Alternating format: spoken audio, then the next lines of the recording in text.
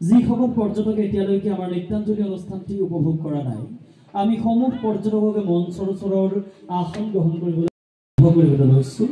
প্ৰথমে আমি আপোনালোকক আগবঢ়াব বিচাৰিছোঁ অসমৰ কাৰ্বি জনজাতিৰ এটি অতি জনপ্ৰিয় লোকনাচ কাৰ্বি।